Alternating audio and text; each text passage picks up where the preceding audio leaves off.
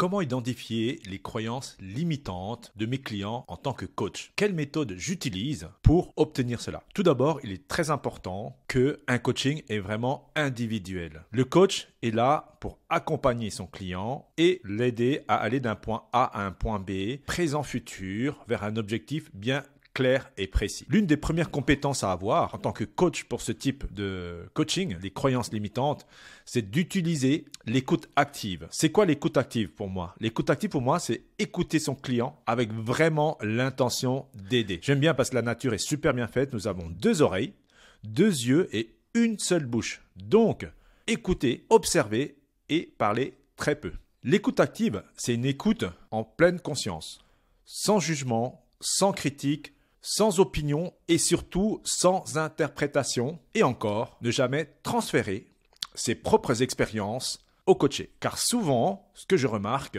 lors de certains coachings ou lorsque tout simplement on veut aider quelqu'un, on aime bien lui donner des conseils. On aime bien lui dire ce qu'il a à faire. Mais il ne faut pas oublier que les conseils fonctionnent sûrement pour telle ou telle personne, mais chaque conseil ne sont pas universels. Et par bienveillance, comme je le remarque très régulièrement, on aime donner des conseils. Pourquoi? Parce que ces propres conseils ont fonctionné pour nous. Et comme ça a fonctionné pour nous, on aimerait que les personnes qu'on accompagne ou les personnes qu'on aime, tout simplement, obtiennent le même résultat. Par contre, n'oubliez pas, les personnes que vous accompagnez, ce ne sont pas vous. Ils ont leur propre expérience, ils ont leur propre façon d'être, leur savoir-être et leur savoir-faire individuel à chacun. Voilà, pour moi, ce que est l'écoute active.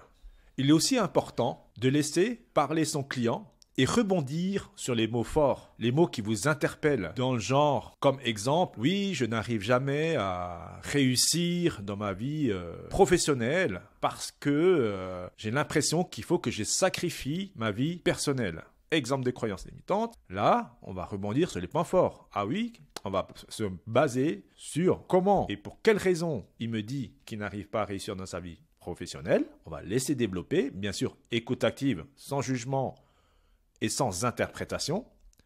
Et ensuite, on va aussi aller rechercher pourquoi on a ces 2 contradictions. Et suite à cela, on reformule, c'est très important, reformuler ce que vous avez entendu pour être bien d'accord que le client vous ait bien exprimé ce qui est important pour lui et d'éclaircir aussi la situation actuelle. Le fait de reformuler en tant que coach pour avoir bien compris ce que le client a à lui communiquer et aussi aider le client à reformuler l'histoire qu'il se raconte pour qu'il prenne bien conscience de la situation actuelle.